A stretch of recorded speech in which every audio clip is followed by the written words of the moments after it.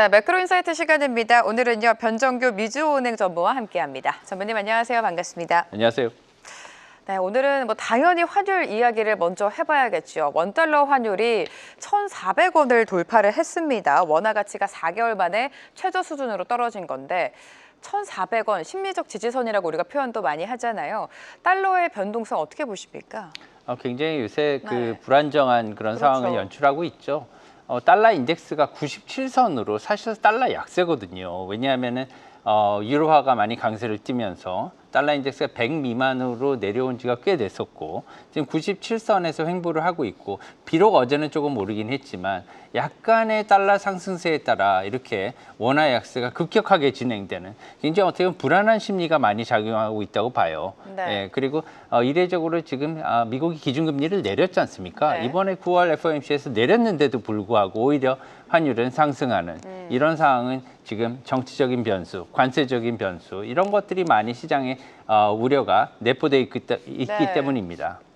네, 지금 환율에 대한 이야기를 점검해 주셨는데 지금 계속해서 시장에 대두가 되는 게 통화 스와프가 되겠죠. 이재명 대통령의 발언 먼저 체크를 해보도록 하겠습니다. 그렇게 생각합니다. 통화 스와프가 되지 않는 상태에서 3,500억 달러를 인출해서 지금 미국이 요구하는 방식으로 전액 현금으로 송금 투자해야 되는 상황이라면 대한민국은 다시 IMF를 맞게 됩니다. 그리고 트럼프 대통령이 네, 통화 스와프가 없다면 지금 미국이 3,500억 달러를 요구한 상황입니다. 한국 입장에서는 당연히 부담스러운 규모인데 통화 스와프가 없다면 IMF를 다시 맞을 수가 있다라는 게 이재명 대통령의 발언이었습니다. 한미 통화 스와프 논의가 되고는 있습니다만 그렇게 쉬워 보이지는 않는데 전무님은 어떻게 보십니까? 네, 이제 대미 직접 투자 네. 금액도 문제지만 한국의 이런 환율이 높은 상황에서 환율 상승을 갖다가 악화시킬 수 있기 때문에 더 큰 문제라는 거죠. 네. 왜냐하면 달러를 갖다 사기 위해서는 원화를 줘야 되는데 원화를 팔고 달러 매수세가 강하게 3,500억 달러면 우리나라 돈으로 500조 가까운 돈입니다. 이런 정말로 천문학적인 그렇죠. 돈을 네. 외환 시장에서 직접 매수해서 달러를 조달하기는 쉽지 않고 그렇게 되면은 시장에 굉장한 부담을 줘서 환율이 급등할 수 있는 소지가 있기 때문에 IMF에 비견하는 대통령이 이렇게 얘기를 하신 것 같고요. 게다가 외환 시장의 충격을 갖다가 방어하기 위해서는 최소한의 안정장치가 필요한데 이것이 바로 중앙은행 간의 통화 스왑입니다. 중앙은행 간의 통화 스왑은 일반적인 통화 스왑과는 달리 단기적인 그런 구조를 갖고 있고 이자는 나중에 한꺼번에 지불하면 됩니다. 다만 지금 현재 일본과는 달리 우리나라는 상설 통화 수업이 없어요. 2008년 리만 금융위기 이후에 6개국 주요국 통화 국가와는 미국이 상설 통화 수합을 지금 아직까지 유지하고 있는 그런 상황이거든요. 그래서 일본과 같은 경우에는 굉장히 간편하게 무제한적으로 달러가 필요한 그만큼 사용을 하고 바로 집행을 하고 난 다음에 나중에 원할 때 갚으면 되는 이런 구조인데 임시 통화 수합인 경우에는 우리나라는 2020년 그리고 2008년 미국과 임시 통화 수합을 체결을 해서 환율 안정화에 많은 도움을 받았긴 했어요. 그렇지만 2021년에 더 이상 사용이 필요 없게 되면서 중앙은행이 한국은행이 이것을 통보하고 종료를 시켰단 말이죠. 그래서 이것을 다시 해야 되는데 이것이 앞으로 전망이 어떻게 될지 이것은 두고 봐야 될 것 같습니다. 이것이 이제 예를 들면 통화 수합이 미국이 중앙은행 간의 통화 수합이기 때문에 정부가 아닌 미국의 연준과 계약을 해야 되는 상황이거든요. 이게 만약에 체결이 된다 그러면 환율 안정화는 빨리 이루어질 수 있을 것 같습니다. 네, 안정장치로 여기고 있는 중앙은행 간의 통화 스와프가 없다면 3,500억 달러라는 굉장히 큰 규모의 투자는 여전히 시장의 불확실성으로 자리할 것 같은데요. 연준 이야기 다시 해보도록 하겠습니다. 9월 FOMC 이후에 본격적인 금리 인하 사이클에 접어들었다. 금리 인하에 대한 기대감이 굉장히 컸었는데 얼마 전에 파월 의장이 시장을 바라보는 신중한 의견, 또 연준 이사들의 신중론이 나오면서 생각보다 금리 인하 횟수가 줄어들 수도 있다. 이런 시나리오가 지금 우세한 상황입니다. 전무님께서는 금리 인하의 횟수 올해 얼마나 예상하고 계십니까? 최근에 데이터에 기반한 자료를 본다면 고용이 크게 악화되는 상황을 보여주고 있었어요. 비농업분, 신규 취업 종사자 수가 많이 떨어졌고요. 네. 게다가 실업률도 조금 소폭 오르긴 했지만 이런 것들을 FOMC에서 굉장히 비둘기적으로 발표를 하면서 고용 악화라는 단어를 10번 이상 얘기를 했단 말이죠. 그렇기 때문에 앞으로 시장은 이것을 연준이 하반기에 적어도 2번 이상, 많으면 3번까지 인하를 하면서 3%대까지도 3.75%까지도 미국의 기준금리, 연방기금금리가 인하될 수 있겠구나. 이러한 어떻게 보면 기대감도 있었어요. 왜냐하면 증시에는 호재이기 때문에. 그런데 이런 것을 갖다 찬물에 끼얹듯이 그저께 로드아일랜드 상공회의소에서 가진 발표에서 파월 의장이 그렇게 많이 안 내릴 필요성이 있을 수도 있다. 네, 이런 네. 얘기를 했었죠. 그리고 게다가 주식도 많이 고평가돼 있다. 이런 것을 얘기를 하면서 시장은 이것을 갖다가 좀 민감하게 받아들이고 있는데 개인적인 생각에는 이런 간극이 지금은 많이 있다고 봐요. 시장과 연준의 생각 간에 간극이 많이 있고요. 내년에는 특히나 많은 간극이 있다고 봅니다. 왜냐하면 시장은 내년에도 적어도 2-3번의 금리 인하를 반영을 하고 있어요. 하지만 이번에 발표된 FOMC 점도표를 보자면 2006년에 딱 한 번, 그리고 2027년에도 딱 한 번. 금리 인하 횟수를 이렇게 굉장히 적게 갖고 가는 것 시장과 괴리가 굉장히 큰 거예요. 생각이 달라요. 네, 동상이몽을 갖고 있기 때문에 앞으로 이 부분에 있어서는 어느 정도의 어떻게 보면은 수렴되는 그러한 과정이 필요하겠고요. 진통이 있을 겁니다. 다만 제 개인적인 생각은 연말까지 고용, 특히나 미국의 경기 둔화가 현실화되고 있고 스태그플레이션이 진행이 되고 있는 상황이기 때문에 앞으로 기준금리 인하는 피할 수 없는 그러한 경로로 보입니다. 네, 금리 인하는 피할 수 없겠지만 지금 시장과 연준의 간극이 있다라고 말씀을 해주셨고 지금 고용 악화라는 단어를 10번 이상 사용할 정도로 연준 역시 고용에 대한 우려는 여전히 있습니다. 그럼에도 금리 인하를 주저하는 이유는 결국에 물가 때문인 건가요, 전무님? 네, 물가와 사실 미국 연준의 가장 큰 2가지 책무는 물가를 안정시키고, 그죠? 그리고 고용을 갖다가 최대 고용을 하면서 미국의 경기를 가장 좋게 갖고 가는 것이 미국 중앙은행인 연준의 2가지 책무인데요. 2가지 중에 어느 거 하나 소홀할 수가 없습니다. 다만 현재는 스태그플레이션이라는 위험에 직면했기 때문에 물가도 상당히 높아진 데다가 게다가 지금 그 파월 의장은 트럼프 대통령의 관세 정책이 물가에 굉장히 영향을 미치기 시작했다 이렇게 얘기를 하고 있거든요. 더 지금 심각한 건 뭐냐면 이번에 고용이 악화됐는데 CPI 전망치도 같이 올랐단 말이에요. 네. 지금 보시면은 그 2026년 PCE와 코어 PCE는 모두 2.4%에서 점도표에서 본다면 2.6%로 오히려 상승을 했어요.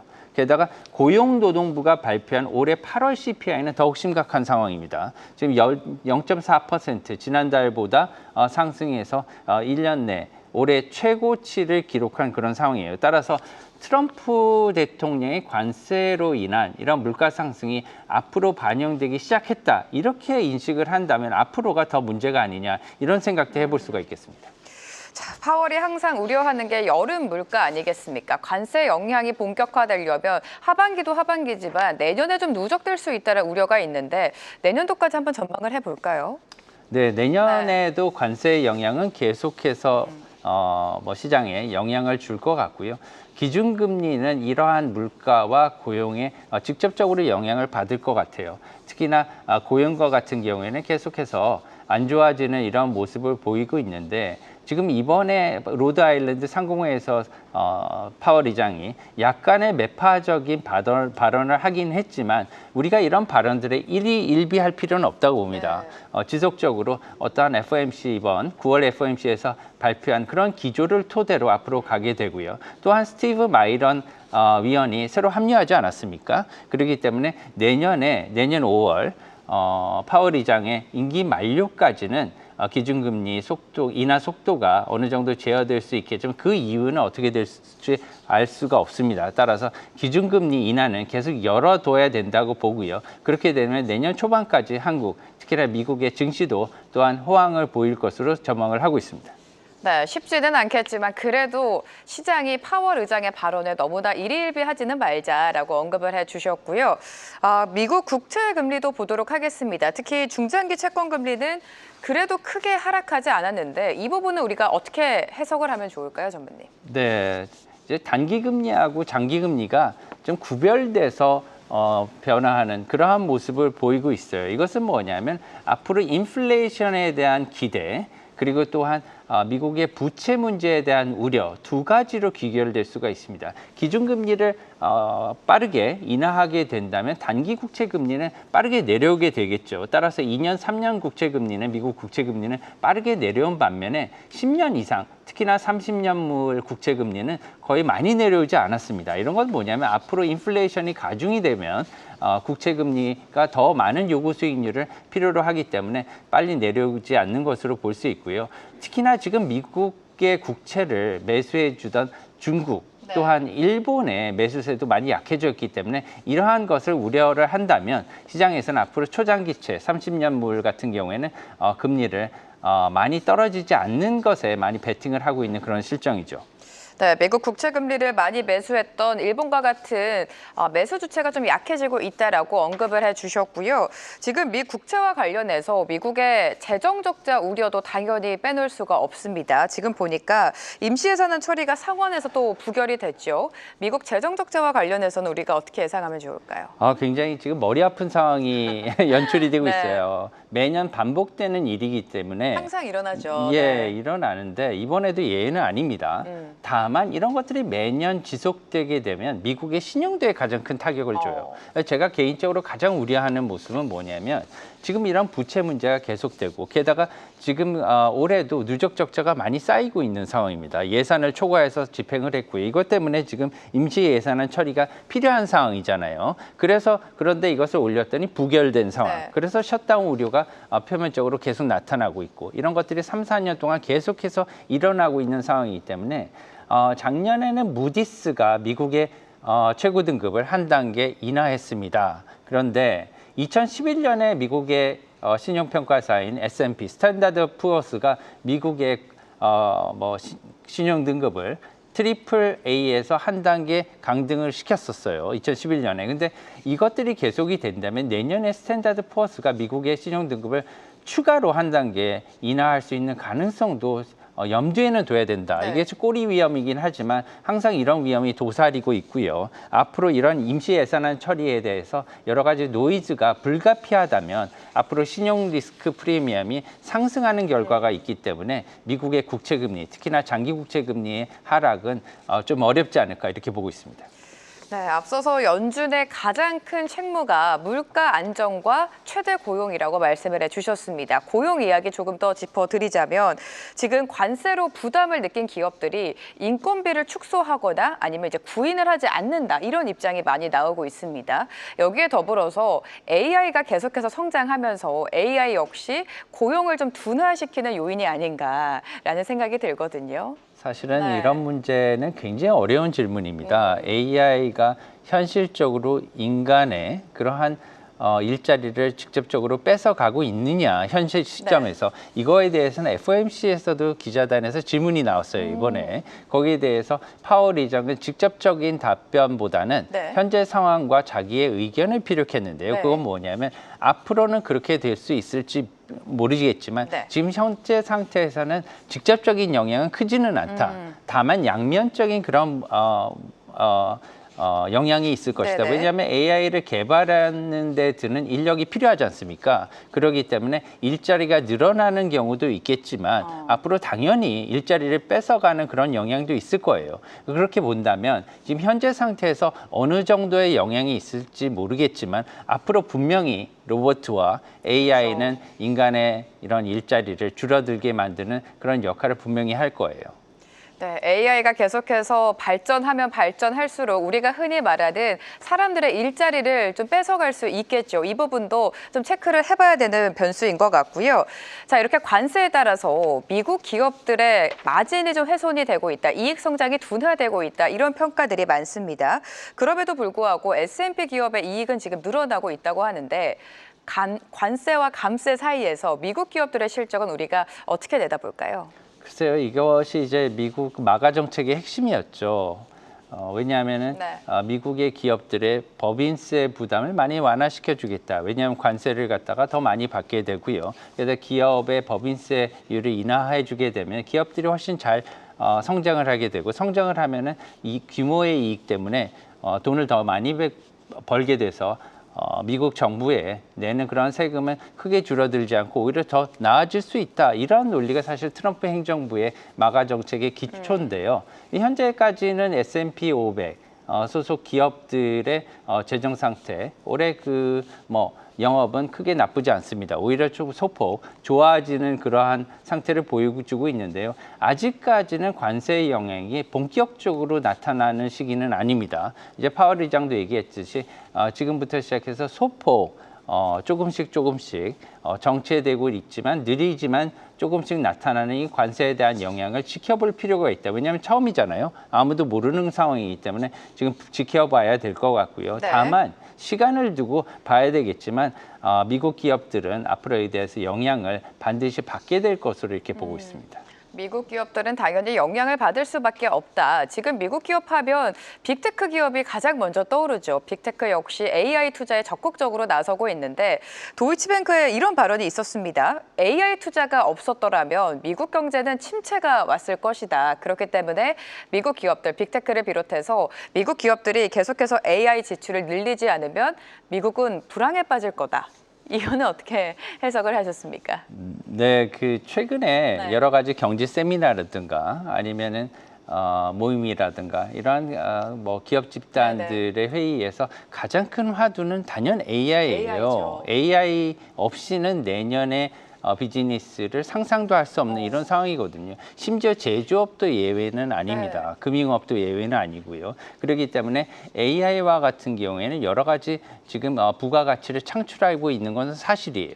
또한 매그니피센트 7이라고 하는 M7 이런 미국의 거대 빅테크 기업들조차도 AI와 거기에 대한 투자로 인해서 이렇게 주가와 그다음 미국의 경기가 미국을 갖다 부양하고 있다. 이런 것들도 동의를 할 수밖에 없는 대목입니다. 다만 이러한 것은 거품 논란도 같이 일으키고 있습니다. 왜냐하면은 최근에 예를 들면은 엔비디아가 챗GPT를 만드는 회사에 이렇게 손을 잡았죠. 예, 네. 손을 잡았죠. 이렇게 투자라는 게 어떻게 보면은 체인과 같은 순환 구조를 일으켜요. 그래서 순환 구조를 일으키면은 이런 것들이 이제 앞으로 그 내에서 돈이 계속 돌고 이런 것들이 많은 부작용을 갖다가 야기시킬 거라는 이러한 우려도 지금 많은 상황입니다. 따라서 좀 봐야 되는데요. 앞으로 이러한 어떻게 보면은 AI에 대한 거품 논란은 당분간은 계속 지속될 거지만 현재까지 AI는 과거에 다른 어떻게 보면은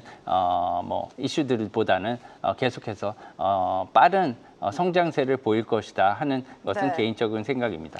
지금도 물론이지만 앞으로는 더욱더 AI가 없는 산업을 논하기에는 힘들 정도로 AI의 성장성은 무궁무진하다라고 말씀을 해주셨습니다. 시장 이야기로 넘어가 보면요. FOMC 이후에 그런 금리 인하가 단행됐음에도 불구하고 여전히 상승 추세를 달려왔던 미증시가 오히려 파월 의장 발언에 살짝 주춤했습니다. 앞으로 남은 하반기 미증시 흐름은 어떻게 보십니까? 네, 파월 의장의 발음에 약간 조정이 온 건 네. 사실이에요. 지금 이제 미국의 주가가 소폭 이제 하락하긴 했는데 이 같은 상황은 계속해서 이제 지속되지는 않을 것 같고요. 하반기까지는 호조를 보일 것으로 생각합니다. 다만 최근에 본다면 코스피의 성장세가 놀랍습니다. 코스피는 올해 여타 국가들 대비 굉장히 높은 그런 성장세를 보여주고 있고요. MSCI 아시아 태평양 지수와 비교를 해서도 한국의 코스피는 놀라운 실적을 보여주면서 약 30% 이상 높은 그런 실적 성장세를 보여주고 있어요. 따라서 이런 것들은 여러 가지에 기인하지만 기본적으로 한국의 양적 완화가 이때까지는 크게 이루어지지 않았습니다. 그래서 정부의 어떻게 보면 지속적인 양적 완화, 부양책에 대한 그런 의지가 최근에 어떻게 보면 한국의 증시 저평가와 맞물려 있다 이렇게 생각을 하고 있습니다. 네, 일본 이야기도 살짝 해보자면요. 이번 주 한때였지만 그래도 일본물의 10년 국채 금리가 17년 만에 최고를 기록을 했습니다. 금리 인상을 이미 반영한 거다 이런 시선이 많은데 일본의 통화 정책에 관련해서는 어떻게 예상하십니까? 네, 일본의 기준금리 현재 0.5%입니다. 굉장히 낮다고 생각할 수는 있지만 이것이 굉장히 큰 상전벽해예요. 왜 그러냐? 2년 전까지만 해도 작년 초까지만 해도 지금 일본의 기준금리는 마이너스였거든요. 네. 그것을 갖다 정상화하는데 굉장히 오랜 시간이 걸렸고 지금 일본의 재정 부채는 260% 정도로 OECD 최고 수준입니다. 따라서 금리를 조금만 올려도 네. 일본의 정부는 굉장히 큰 이자를 지불해야 되는 그런 상황이에요. 따라서 금리를 마음 놓고 올리기도 뭐하고 사실은 물가 상승 때문에 이시바 총재가 최근 사임하지 않았습니까? 이것은 민심에도 굉장히 큰 영향을 주고 있는데요. 따라서 일본의 정부와 중앙은행 금리 인상에 굉장히 조심스러운 입장을 취할 것이고 앞으로 10월 달에는 다만 금리 인상이 굉장히 금리 인상의 가능성이 크다 이렇게 보여집니다. 따라서 올해 연말까지 일본의 기준금리는 0.75%에서 0.7% 정도까지 오를 예정입니다. 네, 10월에 예정되어 있는 통화정책회의에서 일본은행이 금리를 인상할 수도 있다라고 언급을 해주셨고요. 이렇게 된다면 10월 금통위의 결정도 궁금해지는데 금리 인하라고 생각을 하십니까? 아니면 동결할 거라고 예상을 하십니까? 글쎄요, 금리 네. 인하를 하는 것이 지금 현재적으로는 국민들의 어떻게 보면은 경제 상황에 맞춰서 조금 도움이 될 거라고 생각은 하지만 특히나 지금은 지금 유동성이 아주 많은 상태예요, 시장에. 그리고 유동성이 많은데 이것이 지금 단기 예금과 단기 MMF로 많이 몰리고 있는 상황입니다. 따라서 역대적으로 본다면 금리 인하가 이루어지고 저금리 상황에서 단기 예금과 MMF로 몰려 있을 때는 주식과 부동산, 특히나 부동산 쪽에 어떻게 보면 과열 현상이 꼭 반드시 일어났거든요. 이런 것을 갖다가 잠재우기 위해서 굉장히 고민을 할 것이라고 봅니다. 네. 금통위까지 예상을 해주셨습니다. 매크로인사이트 오늘 변종국 미주은행 전무와 함께했습니다. 전무님 감사합니다. 감사합니다. 계속해서 다양한 경제 이슈를 알고 싶다면 구독과 좋아요, 알림 설정 부탁드립니다. AI 캐스터 권미정이었습니다.